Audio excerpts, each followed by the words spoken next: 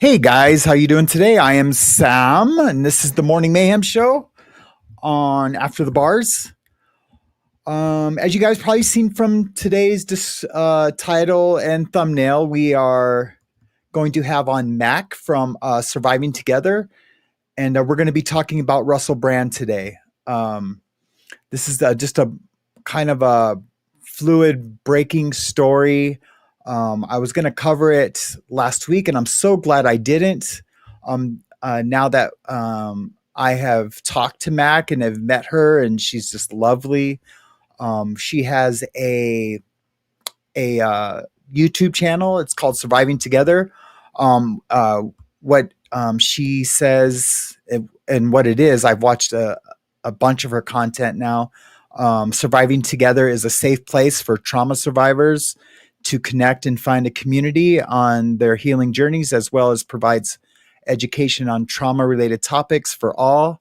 Abuse at any age, whether in childhood or as an adult, and in any form, can severely affect your mental health, often resulting in anxiety, depression, PTSD, and or cptsd. It's an amazing channel. I'm super excited for her channel and the growth and how she helps people and gets the information out there, and it's super informative.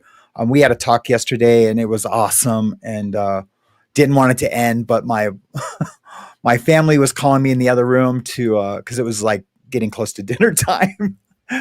But yeah, so that's what we're going to be talking about today. And I'm going to bring her on here in a second. And yeah, and then we'll get to the chat afterwards for like kind of a Q&A, or just if you guys have any comments or questions about what we've talked about. Super excited for today's show. I do want to give a trigger warning. There is some information on the bottom. If you or anyone that you know have been in a domestic violence situation or an SA situation, there's phone numbers for you to call for support, and it's confidential, and it's always available. And if you ever have any questions about it, you can email me or Mac, I'm sure, anytime, and just put, maybe 911 in the subject line. All right, guys. Well, I will be right back. Wake up, Sam's got the mic in hand. Morning mayhem sweeping the land. Recovery tales and a bright new start. Big news stories tug at the heart. From breaking news to stories of light, Sam spins the world till it feels just right. Warm voices guiding each brand new day. Life's second chances come out to play. Sam's morning mayhem tuning tight. Life's heavy shadows meet the morning light. Courtroom dramas and a sober fight. Sam brings the peace to the break of night.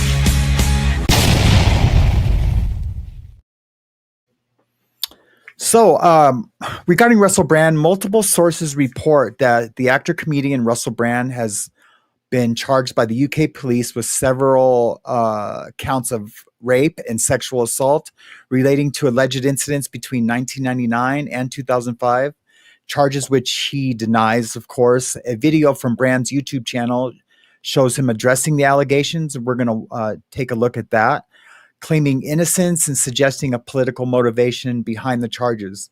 A legal commentator on Law and Crime Network analyzes the charges and the UK legal process, noting the lack of a statute of limitations for serious offenses and the potential reliance on victim testimony.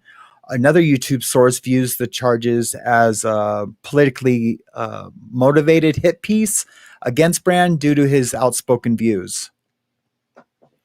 Based on the information from the sources, the actor and comedian Russell Brand has been charged by the UK police with the following specific sexual assault offenses. 1 count of rape. This is alleged to have occurred in 1999 in the south of England. 1 count of indecent assault. This is alleged to have occurred in London in 2001. And 1 count of oral rape. This is alleged to have occurred in London in 2004. 2 counts of sexual assault. One of these is alleged to have occurred in London in 2004, and the other is alleged to have occurred in London between 2004 and 2005. These charges relate to events that allegedly occurred between 1999 and 2005, involved four separate women. The investigation into these allegations began in September 2023, following reporting by a UK media outlets, Channel 4, and by the Sunday Times. Russell Brand has denied these allegations. He is expected to appear in court on May 2nd. So, all pretty heavy, right? So I just want to give the trigger warning. This episode is going to be monetized, so Mac and I can talk freely and not have to worry about if we're using the right words or, because when you do have to worry about that, it can inhibit on what your initial thoughts can be and what you would want to say. And I don't want to inhibit Mac, and I definitely don't want to inhibit myself. So let me bring on Mac. Hey. Hello. Good morning, all. Good morning to you. We talked a little bit backstage, just for a second. And we'll probably just, how are you feeling about all these things? That's a huge question. Yeah, I think after looking at everything, and somebody mentioned that the behavioral panel, which is another YouTube channel, and they pick apart, their experts, and they pick apart behavior, that they looked at his reaction video. I have not seen that, and I'm real interested to see what they have to say. But from everything, as we were discussing, I think he 100% believes in himself, in his denials, that he, as he always says, I am not a rapist. I have never engaged in non-consensual sex. That doesn't mean you haven't committed sexual assault, because sexual assault is so much more than rape, penetration rape type of thing. So I think he believes in himself, and he doesn't see the problem with his behavior, or at least he's not going to admit, to the public that his behavior before was illegal, basically. Yeah. I have watched that, and I've made like a bunch of notes from it. I was like trying to be really prepared for this today. I didn't want to, because I think if I would have done this a week ago, and then now have watched that behavioral panel, and basically what they said, they were, I don't want to put words in their mouths, but they're kind of supporting that he seems legit. And I think that just backs up what you were just saying. He truly believes that he didn't do anything wrong. And so I wonder, with a little bit of education from the right people, if he would change his belief on that. I think privately he might. I doubt he would ever, come out publicly, because he would be admitting to a crime. So it would have to be after he was acquitted, and after, because he's got 2 civil lawsuits against him right now, one in the UK, one in the United States. So he's facing a lot of different allegations. Yeah. Again, I'm so glad I didn't do this show last week. Because I would really look bad right now, because I feel totally different. Well, I would make a backup show, or I would make a response to my response show. Be like, I'm sorry, guys, I was wrong. Well, it's as I was saying, like before we came on, I was like, I hate that I can watch something. It's like the Donald Trump effect, because they always said like Donald Trump can be like, pro-Israel, and then talk to somebody from Palestine, and then come out like pro-Palestine, Palestine. And, I feel like I can be easily persuaded by what I'm watching. If it's from, first of all, someone smart, and then somebody that's got a history of being smart. And then I'd be like, oh, wow, yeah, I can see it from their point of view. And then I watch something else, and I'm like, oh, well, maybe. And I guess I got to give myself a little bit of credit. I do like take all the information in and come up with my own opinion. But I mean, really, last night after watching the guys on that show, that react to his response, they were kind of like, man, uh, I guess we just have to wait and see, but he might not be guilty of this by how truthful his response. And they go like they deep dive into his response, Hmm. like who he was trained by as an actor. Like he was trained by the same people that trained Anthony Hopkins and like some really big, actors, since like his trainer like trained like four different James Bonds, Pierce Oh, wow. Bronson, and yeah, like, but he was, they said he was probably high on smack at the time also when he was being trained, because that was like during his drug years. But But but again, if you 100% believe in whatever you're saying, and I mean mhm, you're committed and you have that conviction, you're going to come yeah, across that way, so I don't know yeah, that even the behavioral panel would be able to look at him and say, oh yeah, he's guilty. He 100% believes he never had non-consensual sex. And yeah, there was nothing that I could find in some of the instances that were reported that were more aggressive, more mhm, forceful than others, where they said that he was high or, that he was drunk. Um, but you got to wonder, just given his yeah, history, you know, and yeah. the The timings as to whether or not he was. Yeah. I mean, the documentary that you directed me to, uh, like when he was like kind of at his height, he claimed to be sober. Like because he says, yeah, I used to get really high, but I kind of ruined that for myself. Hmm. And that's crazy. I say that almost the same thing when I give my talks at treatment centers. I say that I did so much of it, I've lost the right to keep doing it, to keep partying, um, because I by going to prison, by um, you know kind of abandoning my children, by going to prison and not being there, by not by committing crimes and being an addict.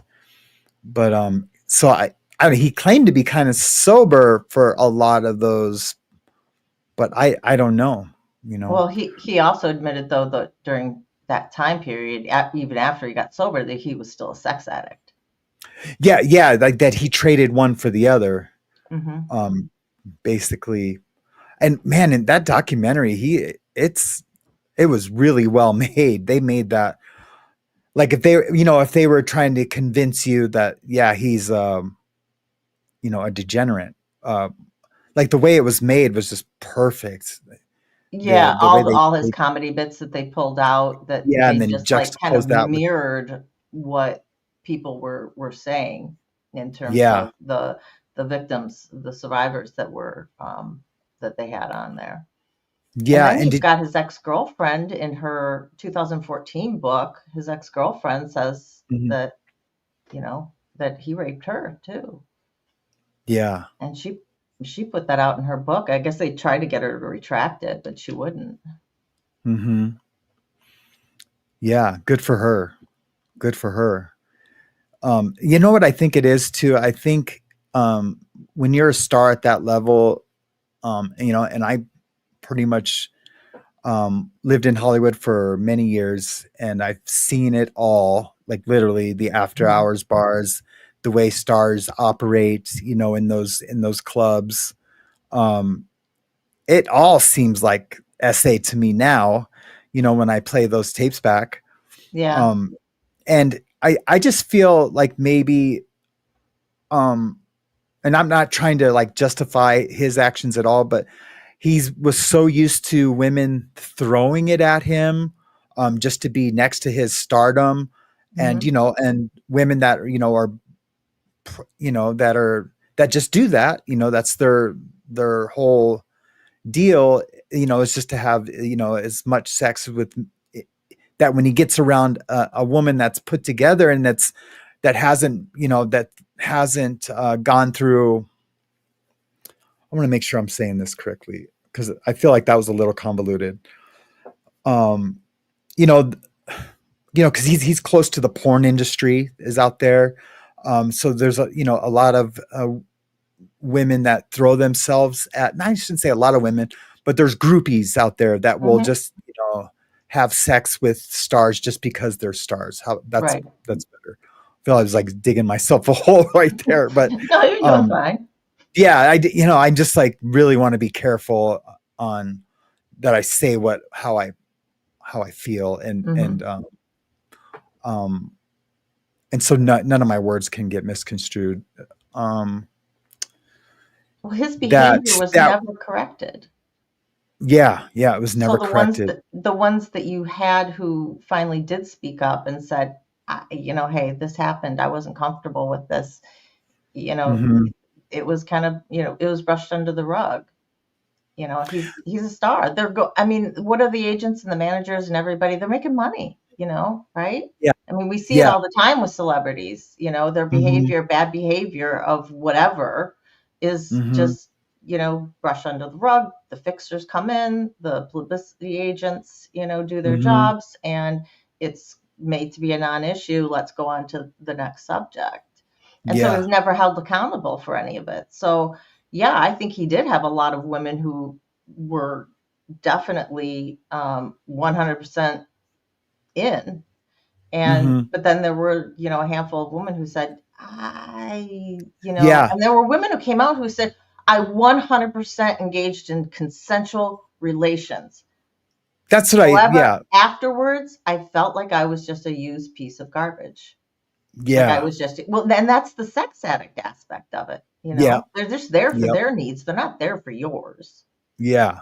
And I guess that's what I was trying to like to say, not your second point, but is that he's used to women wanting just to sleep with the star and they do, and then when he gets around a woman who just wants to talk and know him, and then he just like bypasses that stage. They might have been like interested in him, and then he bypasses that whole thing because he's a raging sex addict, and I'm just going to call him possibly, not even possibly, more than likely a rapist. um he assaults those women, you know. Well, and you even had the one victim in the documentary who said, I was engaging in consensual relations with him, but he took it too far, you Yeah. know, when he shoved himself down her and, and what happened afterwards. It was just like Hmm. then I didn't want it, but he wasn't listening. And, Yeah. those are her allegations. Yeah. So in his mind, it was, it could have been you're engaged, you agreed to this. So therefore you agree to Hmm. anything that I do. Right. And that's an attitude as well, right? I mean, Yeah. but people think, you offer it up, I then get to do what I want. There's no Hmm. retracting consent after the acts start, which Yeah. that Yep. that is a thing. I've talked to a lot of girls in it that are like, so especially heroin addicts for some reason, because I talk about who they are, um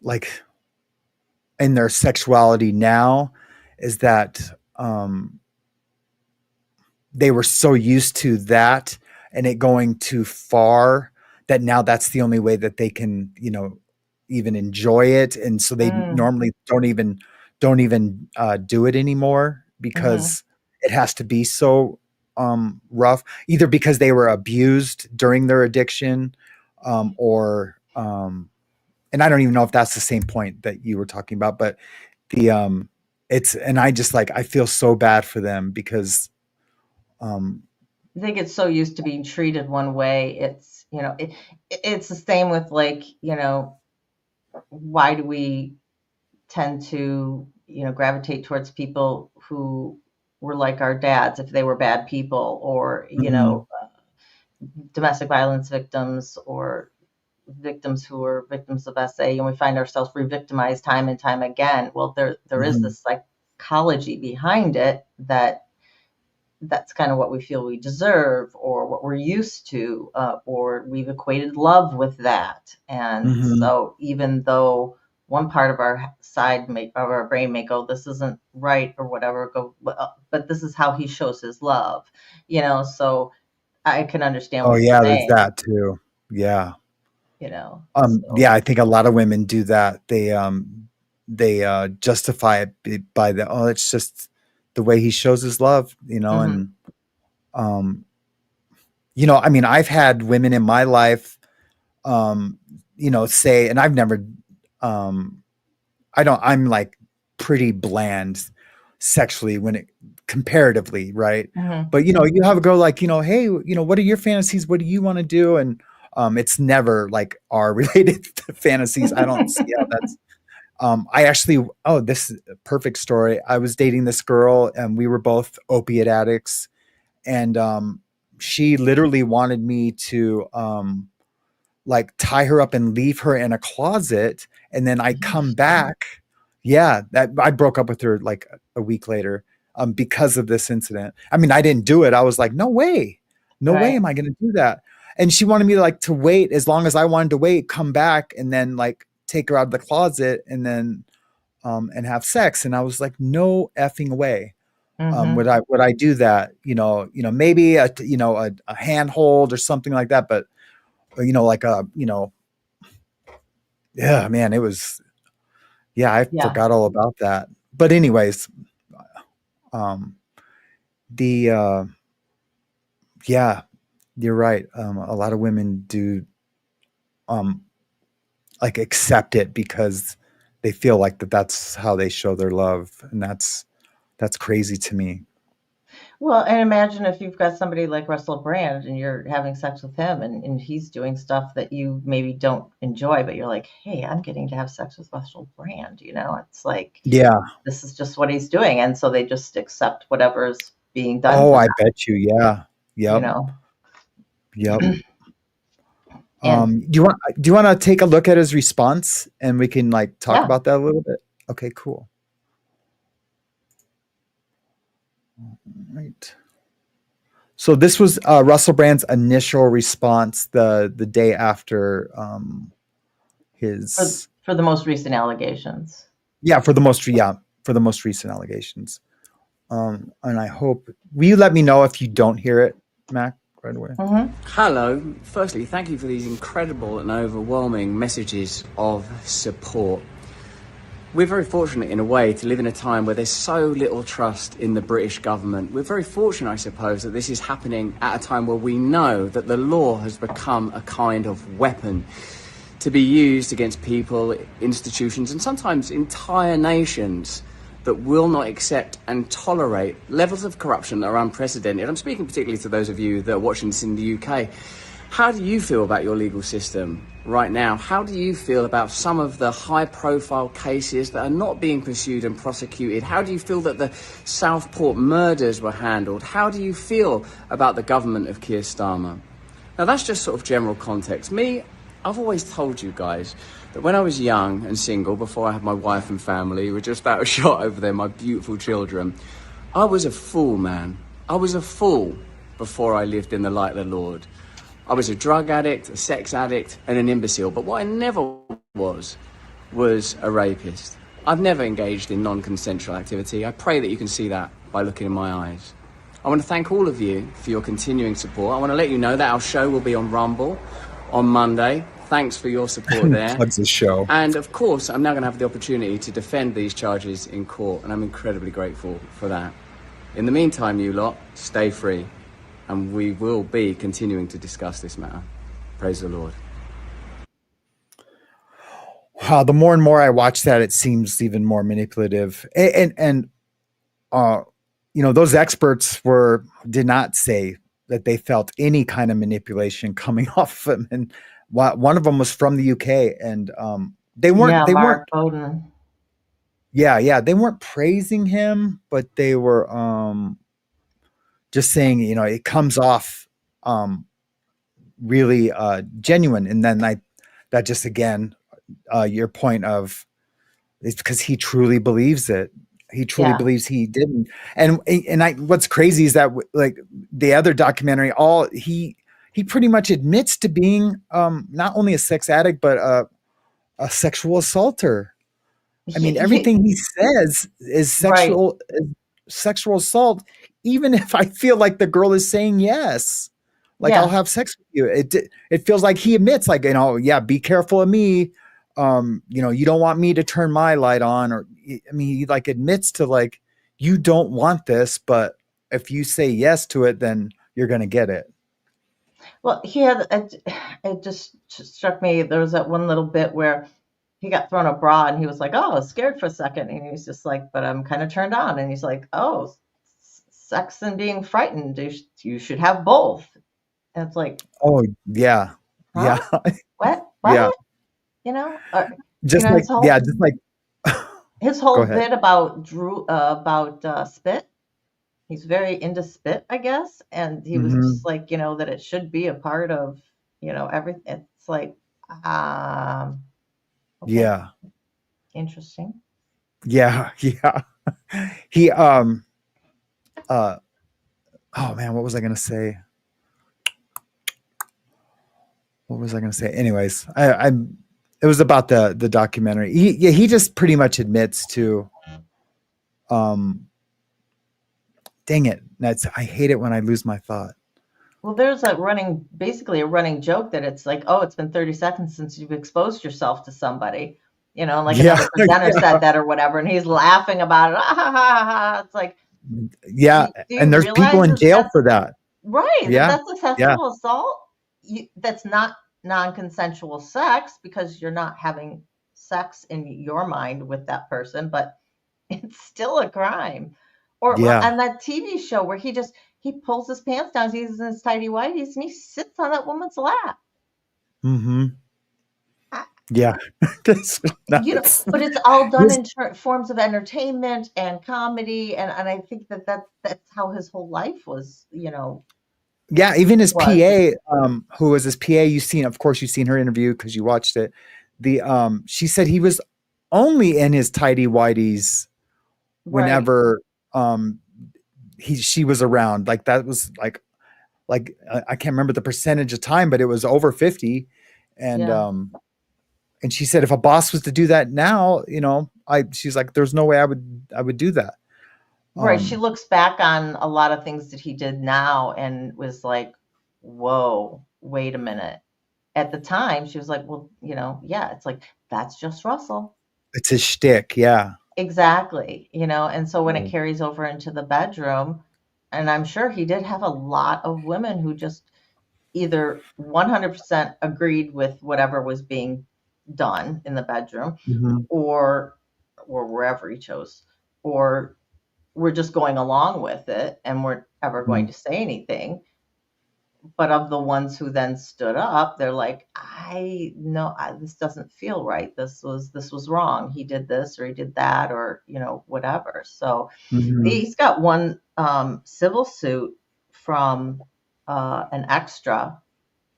It got filed in the fall of 2023, shortly on the heels actually of the documentary coming out, and it's from the set of Arthur. So in 2010, she alleges that he exposed himself right on set, to her and but also to everybody else. Mhm. Apparently, the Sun Times, which take with a grain of salt, but the Sun Times said that Brothers is prepared to turn over all their footage. So, I mean, it would be interesting to see, do they turn it over with something, or is that wherever she's saying that piece is cut out. But that's 2010, and she said he was drunk, he had alcohol, and Mhm. she said that he then raped her in a bathroom, and one of the production crews stood guard outside while he did this. Eesh, yeah. Yeah. Yeah, And having someone stand guard, that's heavy. I know what I was gonna say. It's crazy how him like how he like will he'll normalize it to everyone by just admitting little bits and pieces hmm of who he is, sexually, and basically, I think he's admitting that, he's saying sex addict, but sexual offender is what I'm hearing. And how it relates, how Diddy would do the same thing by saying, yeah, like when, who was it? Jimmy Kimmel asked, what do you bring to a Diddy party? And he's like, well, water. And then, locks for the doors, there's like all these little hints Mm-hmm. of who they truly are and what they truly do. Hold on. I'm sorry. My wife is texting me No worries. a little. She knows I'm on right now. What is wrong with her? I'm just kidding. Yes, Nicole, there was a 2011 Arthur that Russell Brand was in. So Yeah. And sorry. what? Why'd She you say was sorry? offended that the Arthur, the Dudley Moore, Oh, I know. remake. I was just I going to couldn't say, believe like, it either. yeah, it's a great movie. But I mean, Dudley Moore's was way better, of course. I wish I had a dime for every dime I've had. I have. He's like, how rich are you? It's like, well, I wish I had a dime for every dime I have. It's so funny. Yeah, it's, and I think that's um, my friend. I think that's the movie that she worked on where she was a Satan. I mean, I don't think, I don't want to dox the situation, though, but Right. it possibly could be. I don't know. It's still ongoing. His lawyer, Brand's lawyer, was trying to get the case suspended, so that because the UK stuff came out, and the judge said nope. But it was interesting, and I wrote this down. He said Brand's lawyer said he wanted to have it put on hold because he didn't want Brand to say anything that might incriminate himself in the UK case. And while that's the reasoning, I thought it was interesting that those were the words that he chose to use out loud. Yeah. Yeah, that's And, crazy. we don't know anything. At least I wasn't able to find anything brought in regards to in February of 2005. So it was just a couple months before he was formally charged. There was a civil suit. And I think this one was brought in the UK, but don't quote me on that. But it's alleging personal injury and sexual abuse, and it's been brought by someone who wanted to remain anonymous. So they're only known as AGX in the suit. And I wasn't able to find any more information on that. So, he's got a lot of allegations, and actually him and his lawyers have said that they would not be surprised if the US brought criminal charges against him now that the UK has. And I think, like most cases when these come about, I think there's going to be a lot more women come out, and I can almost guarantee it. Yeah. And then there's and I feel sorry for the prosecutors. They have to decipher who is real and who's not, because or who's just got the strongest case. Yeah, or who's just got the strongest case. Yeah. Yeah. You may believe all of them, but they just don't have, the evidence. And it's true. I mean, at least as far as we know in this case, that there's no evidence. However, there's that one woman from the documentary who said that, she went to the rape center. I forget, it was a regional medical center, and gave them her underwear. Now, that only proves that they had sex. And if he's saying it was consensual, then it's still a he said, she said. But that's the only physical evidence that I know, that at least it's come out right now. But there's very little known about these allegations right now, because of the way the UK works. Yeah. And the one woman that was interviewed, she was like, and I bet you a lot of women feel this way about, especially this Russell Brand case, that they would never report or come out because their whole family, her and her whole family, would be put into the spotlight. I mean, yeah, and that's the case. Go ahead. No, I mean, I wouldn't either. There's no way I would want to become famous for being a victim of Russell Brand. If I was a woman, I really feel like, yeah, you want to say, okay, I want to stop him, help stop him. But I guess if there's more women that are, then I could maybe get lost in the group, you know. Feeling You know, supported, but knowing that you very well could be vilified in the press yeah, and everything you've ever done. And if you've got any skeletons in your I closet was and just things gonna that say you that. don't want to come out. And that was exactly the reasoning, because there was an argument in this civil case that was brought in 2023 that the woman she was an extra. And I won't ask you to comment on it, because if you've got, more personal knowledge of it, but Uh-huh. she said, and I pulled it up here, that, and it was because it was a point that I wanted to make. Let me just scroll down here real quick. Um, she's maintained her career as an actor, and she's terrified of being blacklisted in the industry or suffering negative effects beyond what I've already suffered if my name is associated with a sexual assault lawsuit against others in the industry. I cannot bear to imagine my career that I love being jeopardized at this point in my life. She also feared retaliation against those who are close to me if my name was publicly associated. Um, She also said, as a victim of both childhood sexual assault and adult sexual assault, and has already experienced significant pain, shock, shame, and embarrassment due to the mental impact of the abuse she endured. And it it is it's that's one of the things that is so sad to me, is that people don't want to be known as a sexual assault survivor because of, the stigma that's still carried along with that. And to me, in my brain, in my activism, I'm just like, Hmm. why? Hmm. I mean, I say why with a grain of salt, And because I get it, but it's like, you don't carry the shame, you don't carry the blame. That is on the perpetrator, that's on your abuser. mhm, You should never look at somebody because they say, yes, I'm a sexual assault survivor, as any different from the person next to you says, yeah, I'm a recovering heroin addict. mhm. Or, I've been in a domestic violence situation, but I got out, I'm a domestic violence survivor. I We think all that's have why. trials and tribulations in our lives, and this is Yep. what you survived. Yep. I think that's why your work is so important, like what you're doing on your channel. And I think it's. I mean, I'm not I'm not a woman, so I don't. But I think it's getting there. You know that um, where people or women are won't feel the stigma as much. But It's I think gotten a there's. I lot think it's. better. Yeah, it's definitely a lot better. I mean, you remember when people couldn't even admit to seeing a psychiatrist, or Right. really just like 20 years ago, it would still had a stigma.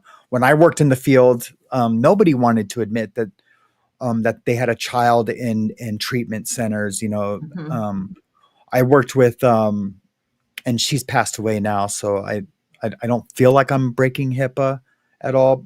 But the she played Mrs. Garrett on Different Strokes. Yeah. Ray. Charlotte Ray. Charlotte Ray. Yeah, Charlotte Ray. And I worked with her son for 4 years, and Mm-hmm.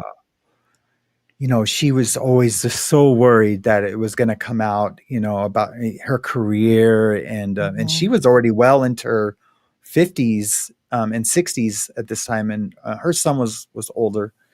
Um, but And I was like, Charlotte, don't worry. It's even if it did, you would be okay.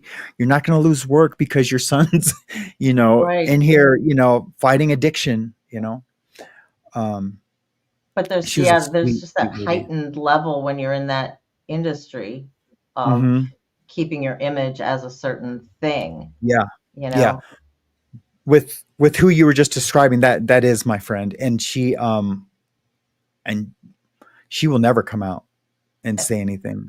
And Yeah. that's okay. I know that there are some survivors who are very much, hey, if it's happened, you need to speak out. And she's just doing it anonymously. And I Mhm. totally believe that's her right. Yeah. And, there's a lot of reasons why people stay silent their entire lives and they never come forward. And Mhm. we were just having this discussion Wednesday that, while although coming forward, you might be able to prevent some future victims, there's a lot of reasons why people stay silent. I mean, sometimes the trauma is just too much. Sometimes you're trauma shocked and you've just put it away and you can't even deal with it. So you can't talk about it to somebody else. And then to go through that entire process of, potentially bringing charges and things of that nature, it's a lot. It's it's Do it's it's a lot. yeah. Do women ever do they ever like second guess, like, did I give consent? Like Oh you yeah, like 100%. And you yeah, see I it bet with you does. male survivors all the time too. Sure. Sure. That's, I mean, that's we've done a lot of work on the stigma on female survivors. Mhm. Stigma from male survivors is where work really needs to be done. We're way, way, way behind with that.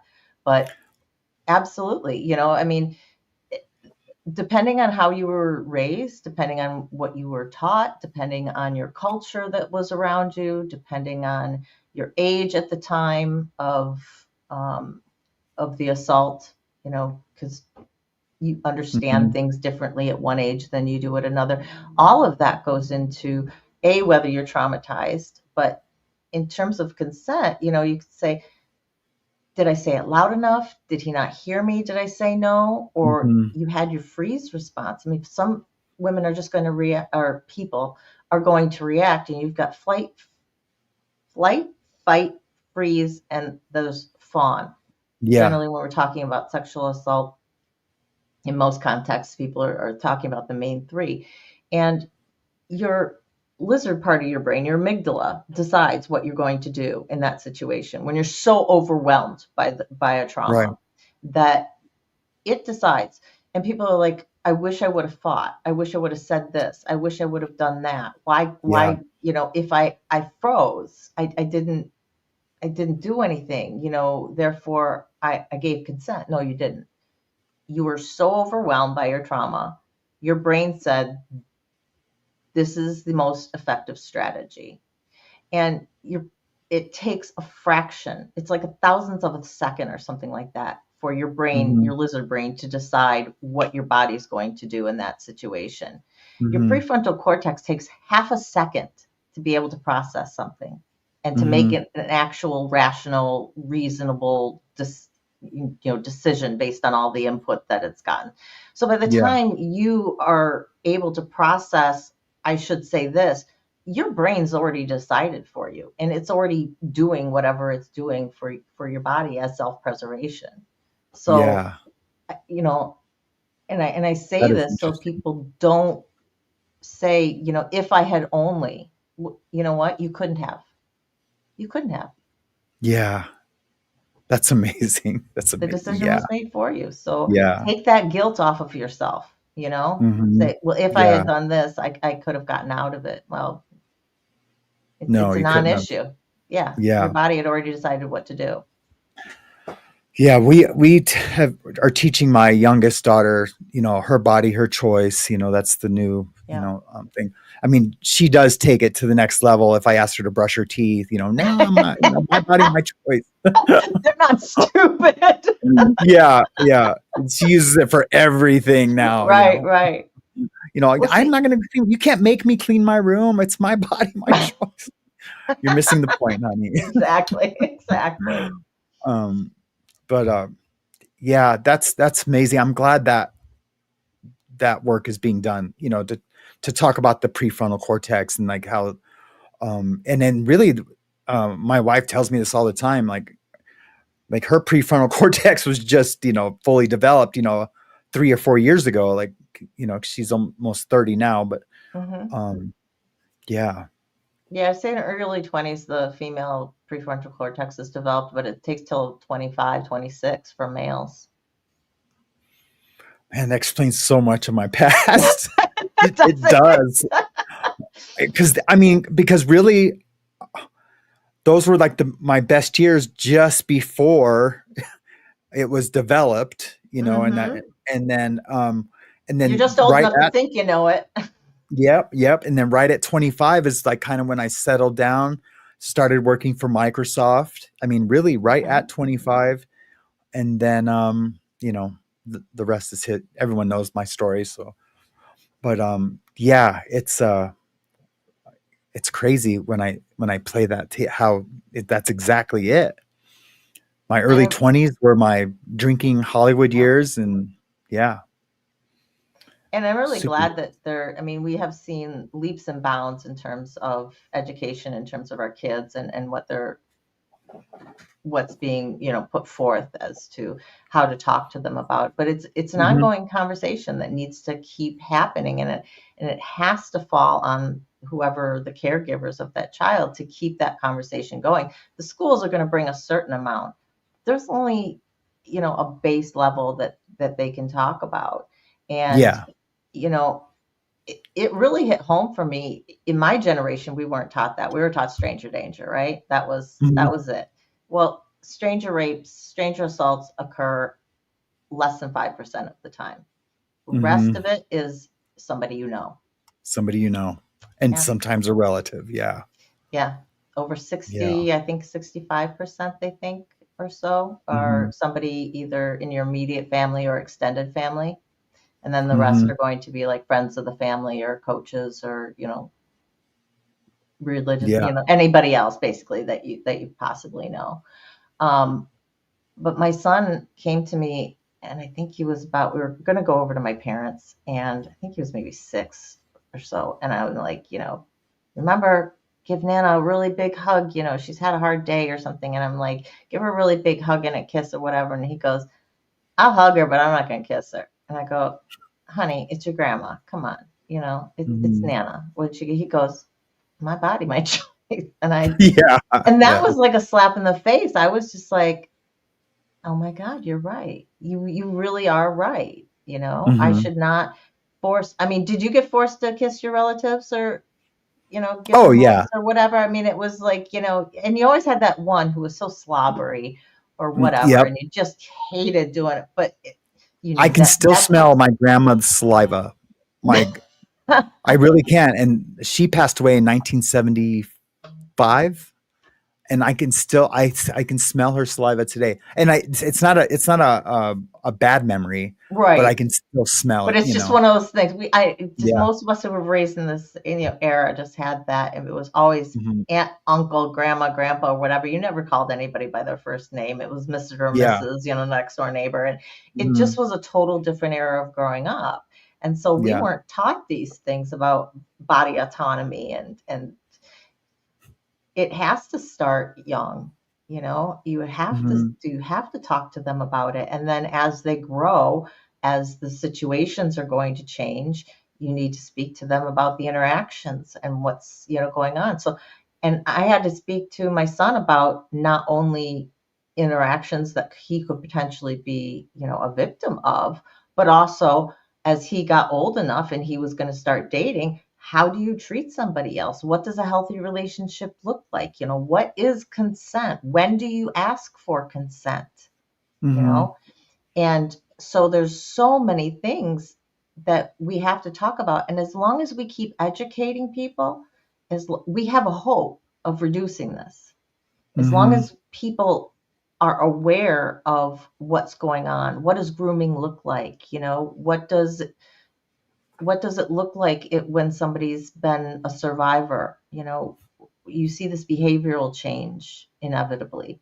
Um, we should dig a little bit more. You don't Yeah. have to be totally involved in a neighbor's life, but there is something to be said for it takes a village and looking out for our neighbors. And if you notice that one boy who is a single has a single parent and is really quiet, and that baseball coach is always favoring him, and maybe you need to just keep an extra special eye on. Yeah. It doesn't mean that person, that baseball coach could be the most wonderful person in the universe and is just stepping in because he sees a need and he sees that that kid, needs some extra attention and he's not getting it at home and he's Mm-hmm. filling a void from. However, it also could be he's got ill intentions. And so Mm-hmm. it's keeping our eyes out. But if we don't know to be looking for any of this,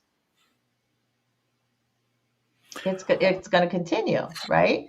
So Yeah. to me, I and then that's why I'm so pro education on my channel. Is just we have to be you have to be aware. I'm lightweight freaking out right now. I so my mom used to have this retail store, and she had these guys working for her, and I promise I'm not going to digress too far off topic. I mean, this is on topic, but Mm-hmm. No worries. I'll make this about me. But she had these guys working for this. I remember their names, Chris and Dale. They took me to their house, and they lived in this roommate situation, Mm-hmm. and they had this older guy there. Oh man, I wish I could remember his name, but he worked for my mom as an assistant manager, Okay. and but he was older. Anyways, we were all there drinking. I'm 14. Those guys are like 21 and I think 20, and we're all drinking. And the older guy was going to take another guy home and asked me if I wanted to go. And I was like, no, I'm cool. I'm gonna stay here. And Chris is like, no, ride with him. He'll be back. The other guy, one of the guys who brought me there to the party. I hung out with these guys before. This wasn't the first time.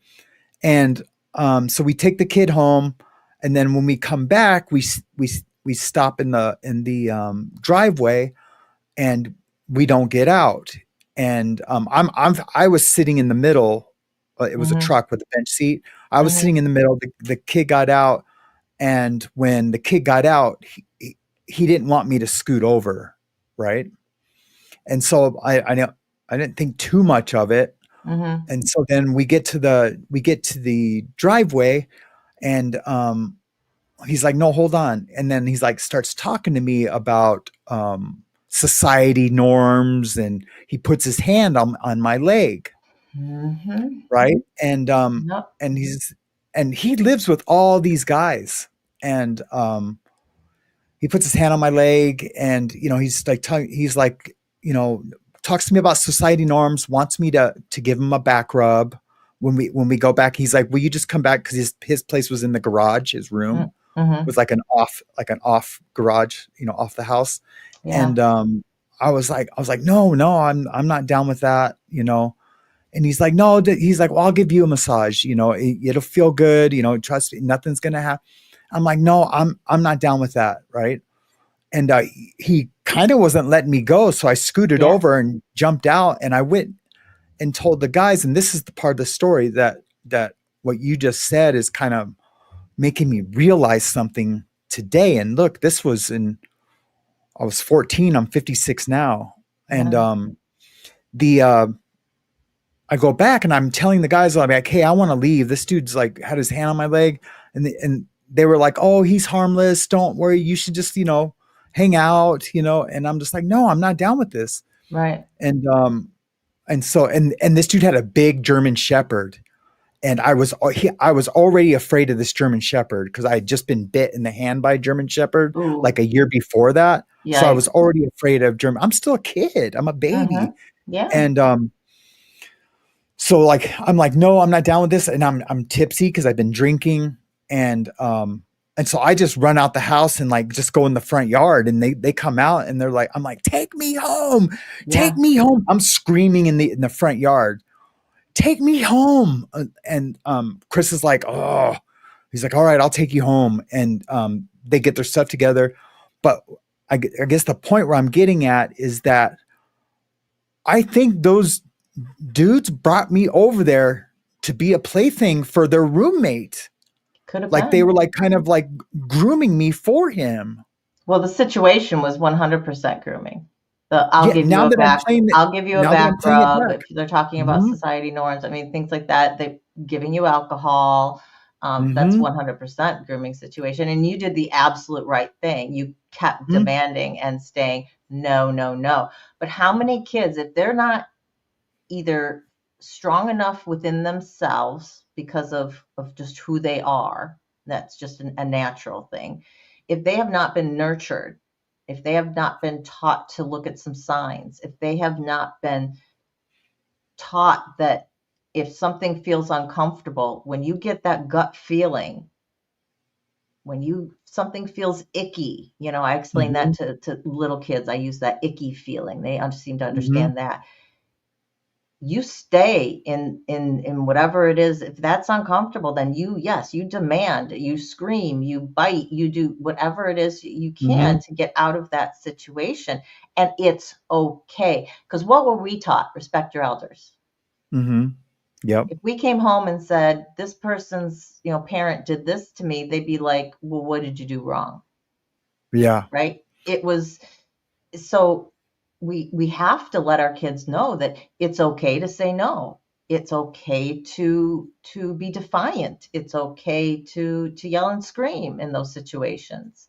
Anything Mhm. to get yourself out. So you did the Yeah. 100% right thing. Yeah. Yeah. 100%.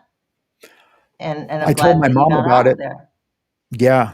I told my mom about it, and she kind of didn't believe me, she was like, "Why were you over there drinking?"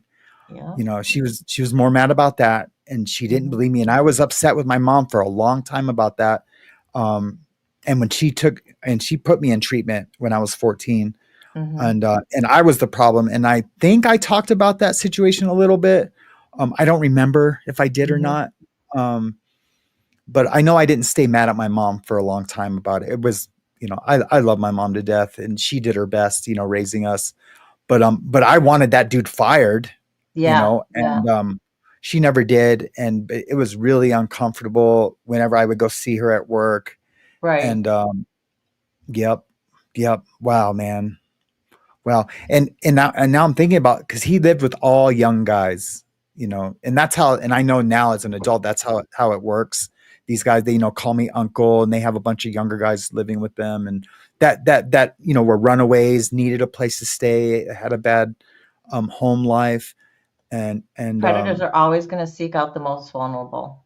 yeah. You don't want the popular kid who's got kids all around and has got parents who are always checking up on them and wondering where they are. You want the person who has a broken Hmm. home, who needs something, whether that's Yeah. love, whether that's money, whatever it is. Somebody who doesn't have a good self-esteem, who's not, self-assertive.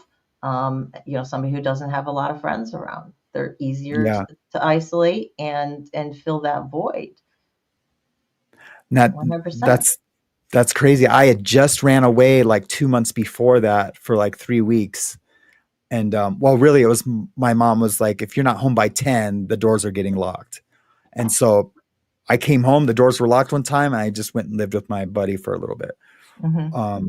But she was like, get your ass back home, and but I had that support with my family, and I was a pretty popular kid at that time. In high school, I wasn't too popular, but at that time I was really popular. So it's funny. So I had confidence, to tell that dude no. And but I just remember him saying the word society norm. And I remember like not really knowing what that meant, but I Right, knew he was right. trying to I knew he was trying to convince me that, you know, what he wanted to do to me was really okay. Hmm. But he's probably just hoping I was, gay or something, or was confused about my sexuality and that it would work. Or he was just hoping that I would do anything to stay there, Yeah, and keep you drinking with him. exactly. You didn't want to go home. You wanted to stay here. There was alcohol at least there, and maybe you get drunk enough that you didn't care about what Yeah, was happening. Or crazy. again, unless unless kids are told that, hey, it's okay to say no. It's okay to be, assertive within yourself to an adult.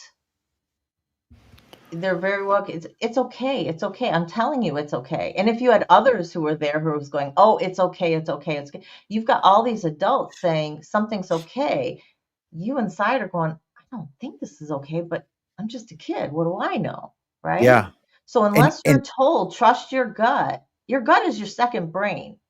mhm. there's Yeah. trillions and trillions of nerve cells, and your brain and your gut actually talk to each other, right? Yeah, they And do. Yeah, they do. so when we Yeah. feel that gut feeling, it's really, it's yourself, it's your survival piece of you giving you a little Mhm. clue as to what's going on. So if you're feeling uncomfortable with it, listen to it, you know? Yeah. And that goes whether you're an adult or a kid, but especially for children, if we're not, speaking to them about it. And, you know, I look at a lot of, say, the allegations with Russell Brand. I don't know all of the ages of the people who were accused, but most of them were young women, 18 to Mhm. 22 ish. There's one that Mhm. was alleged to be 16 at the time that she started engaging in sexual relations with him. But so you've got young women who, again, our prefrontal cortex isn't 100% developed at that point in time. You've got a celebrity who they most likely idolize and Mhm. are flattered by the attention. And so if they're not educated and assertive enough within themselves, they go along with it. I can see that happening very, very much. Yeah. Yeah. Yeah, I'd be interested in knowing the ages. I mean, I wouldn't need to know all their names, but yeah, to see where that lies. Like, is he, you know, does he have pedophilia, a lightweight pedophilia? But I mean, that's such a huge thing now in like the porn industry is to simulate young girls under 18. It's disgusting. Um, Watch the and video I did on porn, and then I did one on kids' brains on porn because oh wow, I want to watch all those. that's I've something watched. that's now it's they call it the biggest social experiment, right? Kids being raised Mhm. on social media. And Yeah. it's it does, it chemically changes your brain when they get stuck into porn at a young age. And I don't mean just watching once or twice, but I mean continually going back to Mhm. it. And they're being fed what they're watching, and so that's what they can pattern their relationships off of, or their treatment of their partner. So unless you are speaking to your kids about what is a healthy relationship, again, what is consent, when should you ask for it, and I, as uncomfortable as my son was when I had these conversations with him, I'm like, listen, if you've already started and you want to do something else, you should ask, or at least, be able to get a nod, or something Yeah. when you're with somebody, because you you want to make sure that they're comfortable. You want to be taking care of your partner. Mhm. The porn Yeah. industry has gone to such the extreme. And I link a couple of videos that I watched in there, and they're hard to watch. No doubt, no doubt, they're hard to watch. Yeah. But I felt so strongly about it that they were done very well. Mhm. About where the porn industry has gone, where it used to be. I mean, you look at the porn that was put out in the 70s compared to what is out now. I mean, it was like, oh, that's like vanilla, totally, It is compared to so what is here. And it's yeah. because people get desensitized to things. And so you need more and more and more, meaning, more extreme, more extreme, more extreme. And the thing is, if there wasn't a market for it, it wouldn't be made. Yep. Yep. So there's And it's definite free market. now, and it wasn't free before. Yeah. Um, and free to an extent, but there's a lot of free content, porn content out there. Oh my God, yeah. I mean, a click of a button and people are like, I'm and totally going to binge your channel today. for the parents who say, oh, my kid can't have access to that. I've got, parental controls and all that kind of stuff. It's like, are they with you Mhm. all the time? Do they have a phone?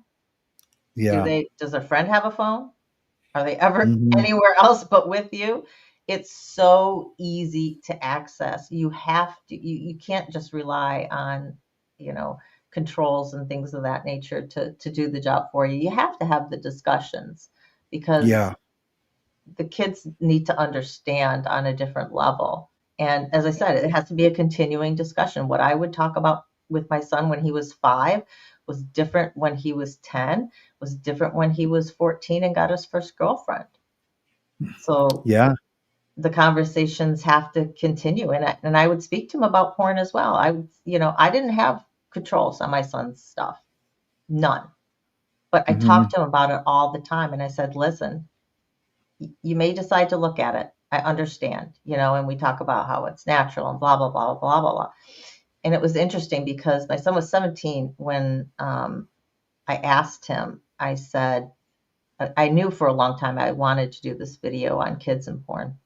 Hmm. And I asked him, I said, what do you think about porn? And he goes, oh, Mom, I don't watch that stuff. He said, it F's with your brain. Wow. And I thought, whoa, that's Yeah. some Wow. seriously mature words for somebody, coming out with this. And he knew that because of the conversations that we'd had about what a healthy Hmm. relationship should look like, about Yeah. pleasing your partner. And he knew that And you nothing had he that was conversation seeing, first. Yeah. yeah, he knew that nothing he was seeing was like that. So it just goes to show you it works, and kids do listen, even when they Yeah. seem like they're not. Yeah. And it was probably ideal that you had the conversation before he ever seen it. Hopefully it sounds like you did, and instead of the other Yeah, way around, because he was like, wait, that didn't feel weird, or, it didn't F with my mind. And then you tell him it's going to, then you're just mom telling him like what you did. right. But I mean, it could probably be switched back to that, but I guess what I'm saying, yeah, having that conversation first was, Oh yeah, I took that take every moment as a learning yeah, moment to a little bit of an extreme. Where someone said I started in on something, he goes, "Mom, can we not have this be a learning moment? Can we just yeah, eat dinner together?" yeah. Like, You know, I, okay, fair enough. there's all these situations because I have 4 daughters. There's all these situations that I was like, man, I wish I had a son. I want to dress him and have him be cool and take him surfing and skateboarding and all the stuffs, right? All the things. I'm trying not to say all the things anymore because I say it a lot, but stuff does not sound better. But yeah, all the things. But then, like what you're talking about, having those that now that kind of freaks me out. I'm glad I didn't have sons It's a whole different because conversation that you have to have. yeah, that's different. I mean, because with my girls, it was basically, don't get your boyfriend killed by me, because I will. They're thinking I better not because I don't want my dad to go. Now it's back to Go prison. ballistic, right? But yeah. I did one time. My middle daughter, my upper middle daughter, she she came home crying twice in one week. And the first time I let her mom deal with it. The second time I stepped in and I'm like, what's going on? And she was just like telling me about how her boyfriend was treating her. And I like went straight to his house, pounded on the door like I was the sheriff's department. The dad answers the door and he's like, hey, and his son was right behind him. I reached around behind him. I'm probably admitting to a crime right now, but I I reached think your around statute of behind him. limitations is probably expired on it. Oh yeah, way expired. And I took him out into the driveway and I put him on the hood of his own car, the kid. And I was like, make my daughter cry again and find out what happens. Find out what happens. And the dad was like, watched it. He was probably waiting to see if I was going to hit him, but Right, we right. scared the shit out of him. The dad was a little concerned at first when I told him what happened. He's like, all right, well, just please next time don't put hands on my kid, and I'm just like, Can you all talk right. to him instead? Yeah. Yeah. Yeah. But yeah, I see, I kind of, I would lose it. And, so I really do feel like my daughters are just like, they thought of all the outcomes and, but they're super smart. And, as far as I know, they haven't experienced anything like that. Do I think they would tell me? Probably not. But none of them are in therapy, which I wouldn't. They've seen me in therapy forever, so Right, so I you don't wouldn't think think they're. less of them if they were. Yeah, yeah. I don't think they would. So I'm I really was grateful that they're okay. Yeah. 15 years old, and my first, I won't say serious boyfriend, but this first person I really dated more than like once or whatever. And I still was only Mm, 15, and I'd only been going out with him a few months, maybe. And his mother actually said, you might want to be just a little careful. My son's a little overly possessive. mm, I'm like, okay, that's like some yeah. pretty serious stuff for the mom to be Yeah. warning you about. He's Yeah. for other Yeah. reasons, it didn't last very much longer after that. But I thought, that's, Yeah. Yeah. Well, I mean, I feel like mothers know, you know, yeah, and or I they have should no know. clue as to what happened with girlfriends before then. We didn't get into it that much. I wasn't mature enough to be like, hey, what's your history? Yeah. Yeah. But Yeah. nowadays, we should be talking about those things with people that we're with, and Yeah. we just know so much more. Yeah. And that's it too. I totally believe that. And thank God, um, I think the pros outweigh the cons of having more knowledge, or having the internet that provides us the knowledge. The knowledge is always pro, but having just access to so much information, um, yeah, I think you understand what I'm saying. Absolutely, yeah. Okay, good, It's good, just it's made available to it's a lot easier to get a hands on the good and the bad, right? And the good and the bad. Yeah, that's what I that's was why saying. we as people need to be vigilant within ourselves at what we're consuming, what kind of content we're consuming, and how we think about that content. And then as kids, trying to at least educate them as to what they might be seeing, um, because it's all over the place. We can't Yeah, shield them from it. I just yeah, believe that it's impossible. So, yeah. yeah. I always joke that that Hazley, my 6-year old, because I want to get her a cell phone, and Mariana's like, nope, nope, nope, and now I'm leaning more on the side of no, of course, with her. I mean, it's going to be whatever she says, anyways. So it's not like I really have a say in the matter, but um, because I was like, well, we don't have to, it won't have service, but I have to remember, these phones connect to hotspots on their own. Sometimes they Yeah. connect to, they'll all her devices connect to my phone always for a hotspot. Um, and I leave her alone on, Safari, the browser, so she can watch her, her learning stuff and Hmm. the subscriptions that I have that are only browser related. And at this age, she's too young to search. Well, no, she's been searching for stuff too, but I don't think she'll ever search for anything crazy. But there's been at least 2 times that I've let her watch something on YouTube, and my wife has come and told me, "Hey, she can't watch that show no more." And I'm like, "Why?" And she'll be like, "Because they were talking about pooping and uh, another one that was really bad." And these are like kids shows. So Yeah. like I have to be I'm gonna have to start watching her stuff a little more as she Hmm. gets into the stuff that's like 6 plus, Yeah. that's rated. Because I think even those creators, they slip in things that they don't feel is inappropriate, or even YouTube doesn't feel that it's inappropriate, but maybe me as a Christian parent and my wife as a Right. Christian parent would find, and not And let's just say not even Christian parent, just a parent would find inappropriate, and then as a Christian parent would really find inappropriate. right. And we all as parents, we have, our different values and mores, and, kind of how we feel about things. And think about your feed, and what gets just kind of thrown in your feed, right? After you've Hmm. watched one particular Oh, video, Lord knows what's getting, thrown in theirs.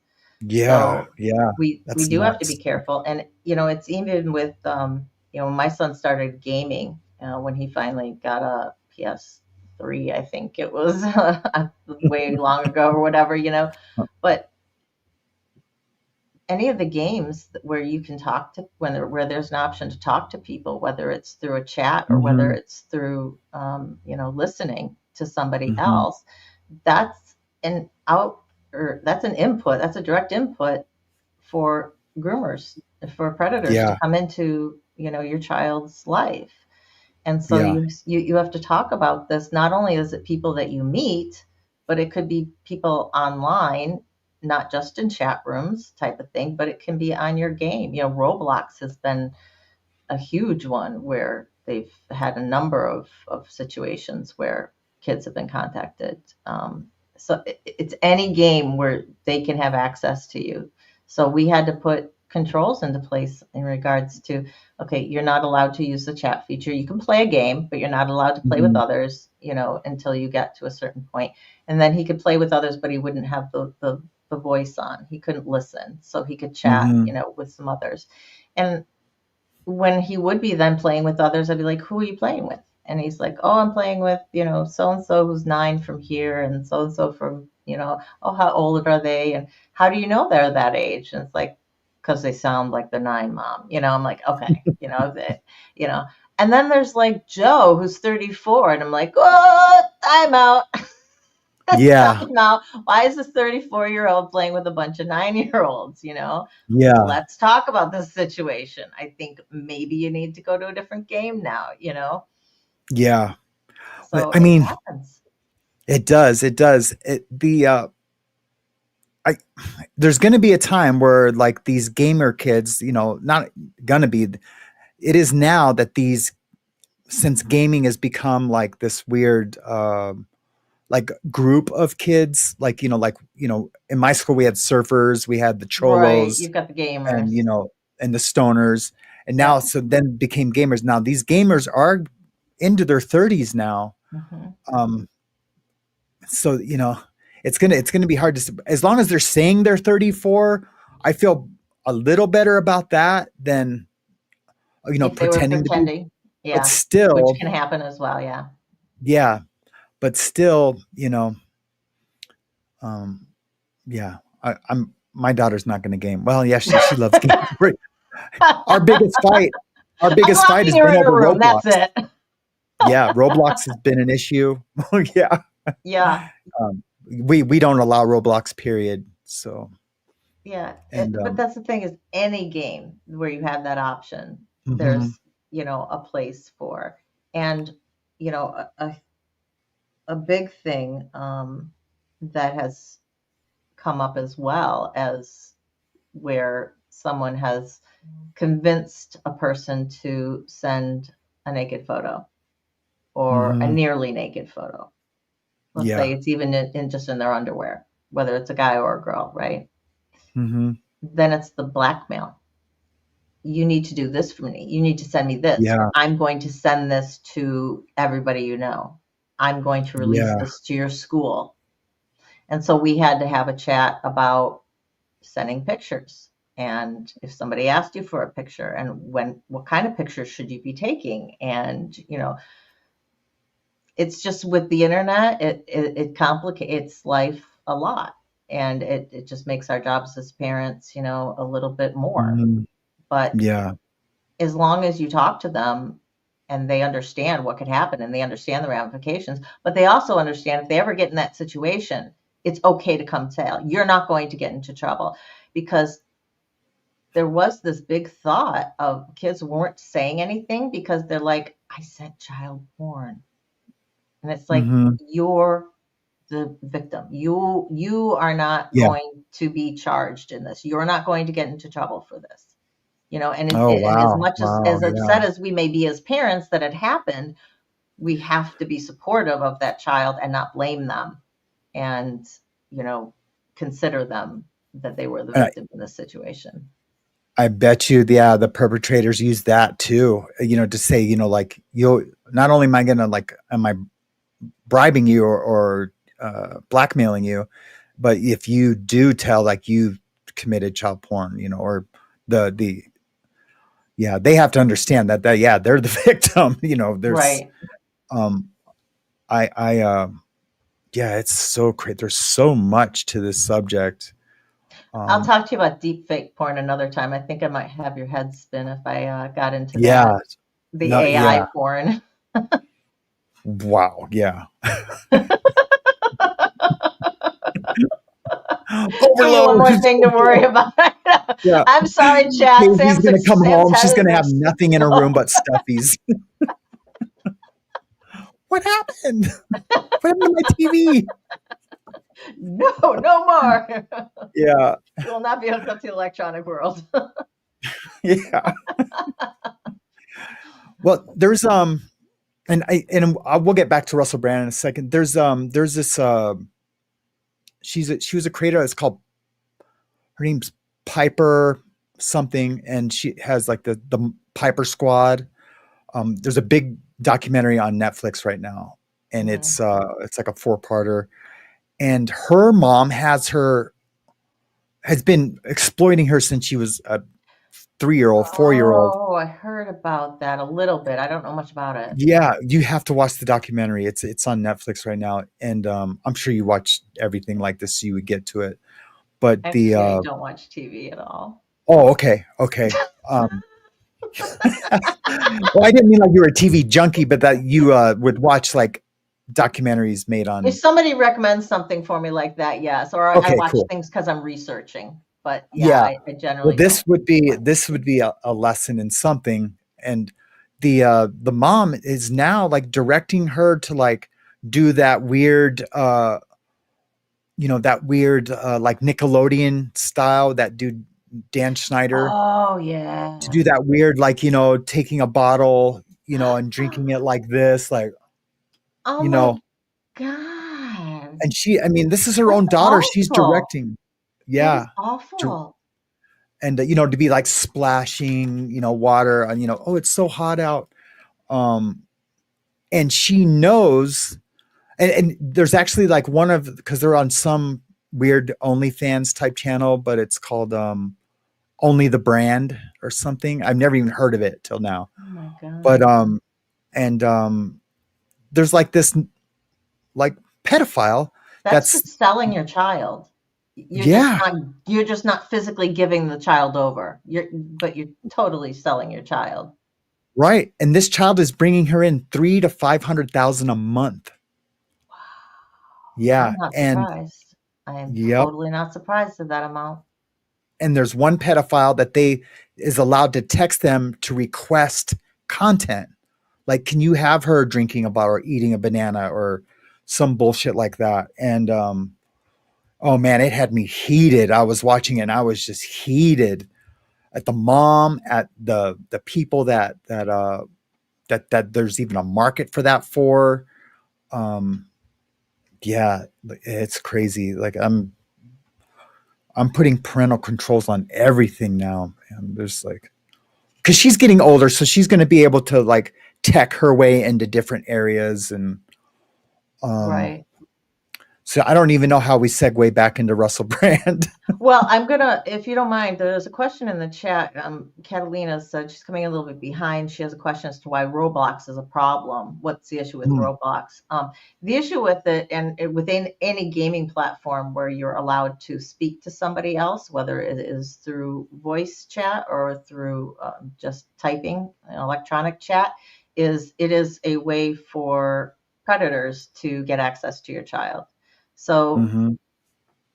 any game that has that, you just need to be aware of it. You need to talk to your child about what could happen, the types of people who could contact you, whether they say that their actual age or whether they could pretend to be, another child, um, which is, very common, and Mm-hmm. monitoring the situation. But the more the kid knows about what potentially could happen and what people's motives could be, the more aware they're going to be of the situation themselves.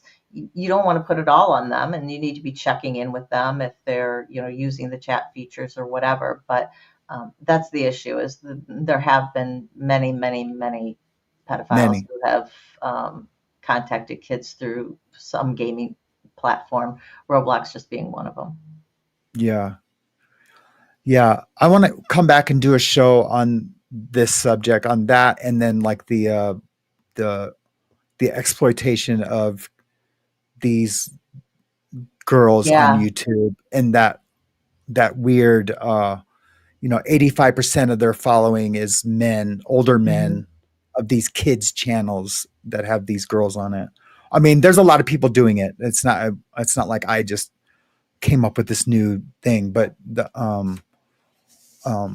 channel, the Dad Challenge podcast, he's like covered it pretty extensively, not to that level, like looking at the psychology, but he just bashes it, these terrible moms, and they are Well, terrible. They are terrible. yeah, remember what we were talking about with, I'll segue back into Russell Brand. What we were talking about with Russell Brand is, depending on how you grow up, what your mores are, what your values are, what's acceptable within your community, within your family, that informs you as to how you act later in life, and what you think is okay and what you think is acceptable. And this girl right now is going to be growing up thinking that this is fine, and that older men and younger women is an okay thing, and that it's, hey, and I can make money or whatever. I mean, but her world is warped right now.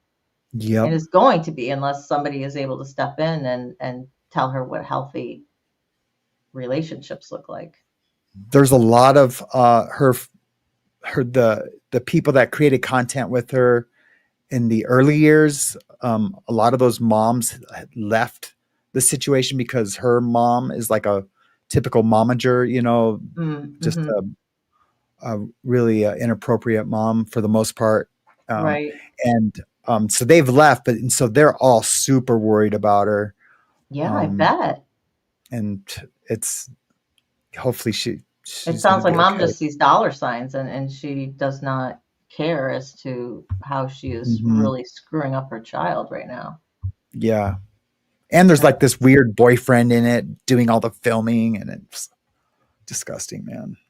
That kind of makes you also then wonder if she's safe at home. Yep. That really makes me wonder. Yeah. If you've got that. So it's crazy. But, yeah, I mean, depending on, how you grow up, so we go back to Russell Brand. I mean, you've got all these young girls. I mean, really, and I call them young girls because for all intents and purposes, at least even with the 16-year-old, she said she was 16, and I don't know, she made some kind of smart comment, and he's like, I don't care if you're 12, I just need to know if you're legal. So he just so I think he was very aware of that aspect. So, because you had just mentioned, I don't know if he's a pedophile or anything. I sincerely doubt that, just from everything, but he definitely likes them young. He definitely likes that 18 to 20. They're more moldable. I mean, they're more, I would say get one over on, but they're, you can push a little bit more as to whether if you have somebody, who is a little bit older and has a little bit more wherewithal and has seen more and experienced more, they're going to go, oh, no, that's not okay. Yeah. A lot easier with this young woman. So if that was his goal, I mean, I'm not surprised that that's where his population was. Yeah. Right. Yeah. And you know what else? I think he thinks that I really believe he thinks this way, or did before he was saved, is that, hey, I'm out there. I'm self-admitted, this is, people know this is who I am. I am a deviant, and I'm an sex addict. And if you choose to consent, you're consenting to the whole thing. And maybe that's why he feels like the first consent is consent to the end, and he's totally wrong on that. 100%. Yeah. I feel like I have to have this like new conversation with even my older daughters, but they're in their 30s. They would just be like, Dad, I'm That hanging up now. why don't you just write me an email and I'll Yeah. read it at my leisure? And What's going on with you, Dad? I haven't talked to you in months, and now you're like calling me about Russell Brand. exactly. You want to talk to me Are about you porn? girls What? okay? I mean, you're in the belly of the beast in Hollywood, and Right. that's funny. But not a funny subject. It's a No. definitely serious subject. I was just Yeah. looking through the comments a little bit, and Kim from My Other's Keeper says my daughter was telling me about shows on KidTube. Started out really good, and then the grooming became terrible. Mm-hmm. So I Hmm. think it was a good idea, but predators are they're going to appropriate whatever they can in order to get to their prey, right? So Yeah. it doesn't matter where there's kids, you will find somebody who will try and exploit that for their own reasons, and so we have to be vigilant. Yeah. I'm just kind of going back through the comments to star some questions, Yeah, um, so we can get to them.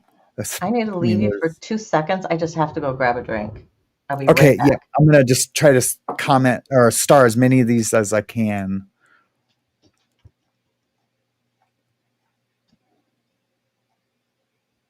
While I'm doing this, you guys, if you have any questions or comments for either one of us, or more so just Mac, she's the expert professional. Isn't she amazing, guys? I think she's just amazing. Her site or channel is amazing. Let me. I'm just going to be doing this for a while. Also, I want to while I'm doing this, I want to talk about. I guess yesterday there was a situation with John Lozon. He was getting timed out. I want us to. I need to have a Zoom call with everybody. So, and Nicole, I promise we'll have our call before we have this Zoom call. Um, there's thousands of chats in here already, so I'm just gonna.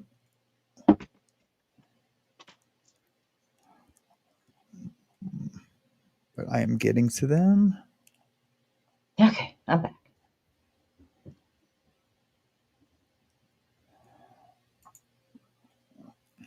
I'm getting to them. There's thousands of chats in here. No worries. I mean, literally, I think there's like 2,300 already. Oh my gosh, wow. You guys have been going.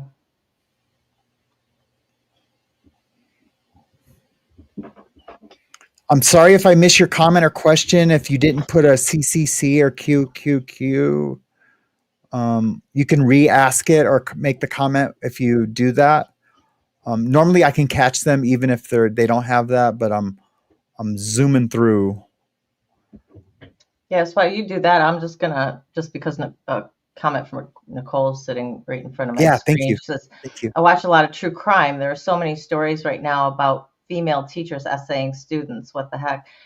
Yeah, and you know, I did one live, and I think it's something that we're going to cover again, because I covered it just kind of as the basics of females can be abusers, right?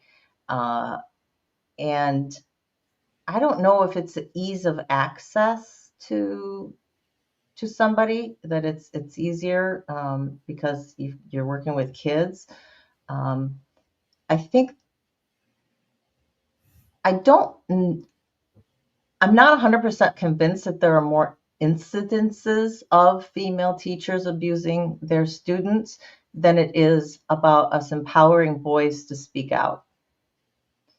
And it's the same as when we started seeing upticks in the 80s and the 90s into the 2000s with the number of sexual assaults that were reported, because we were empowering people, but mainly women is where it was driven from, to speak out, to report that they have been sexually assaulted, understanding that sexual assault is more than rape. And as people are educated, as they are knowledgeable, and as they feel more confident And as we decrease the stigma upon them, people are going to speak out about their experiences. And I think that's what you're seeing more of, is that these boys have now had the education, at least, somebody has told them, or they've gotten it from somewhere, that this isn't okay, and it's okay to speak up about it. And it doesn't matter that I'm a boy, I can still be a victim of sexual assault.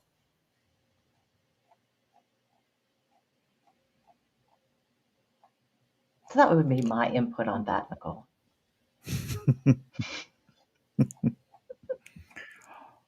Oh man, there's so many. We could have just asked people to re-ask it or something too. I think that's what I'm gonna have to do. Just save it for the end, and that way we don't have like this weird dead time where I'm like going backwards. Because there's really no way to have someone like were you seeing the comment? If you hover, can you star anything on the comment section? I could see the ones you starred. No, but like in the live part, No. there's no way for you to start. Yeah, they took that option away like just last week. It's so weird. Because the guests used to be able to do that. I mean, and I had Linda doing it for like 3 days. She was able to do it. Rest in peace, Linda. Yeah, that's just tragic. Here, I think maybe you started this, so I'll just go ahead and oh yeah, please. And yeah. discuss it. Grateful has a question. Speaking of sexual assault, those who do these things to kids, is it safe to say they were sexually assaulted when they were children by someone in a position of trust? Possibly.